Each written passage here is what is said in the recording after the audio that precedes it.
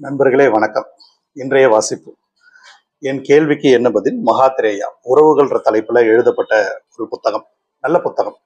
அதுல கட்டுப்பாடுன்ற தலைப்பின் கீழே ஒரு கதையும் அதற்கான விளக்கமும் சொல்லியிருக்காரு. ஒரு குருகுலம்.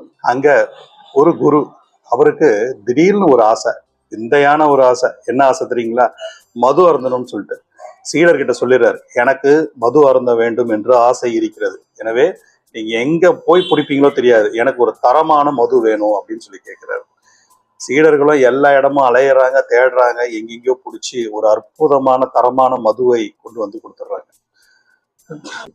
குருவை சீடர்கள் கண்காணிக்கிறார். குரு சாப்பிட்றாரா இல்லையா? குரு எப்படி மது கேட்டார்? ரொம்ப ஆச்சரியமா இருக்கு. குரு மது அருந்துற பழக்கம் இருக்கா என்று கேட்கிற பொழுது 2 நாள் ஆச்சு, 3 நாள் ஆச்சு, குரு சாப்பிடவே இல்லை, மதுவை அப்படியே வச்சிருக்கார். சீடர்களுக்கு கியூரியாசிட்டி, ஏன் சாப்பிடவில்லை, ஏன் மது கேட்டார்?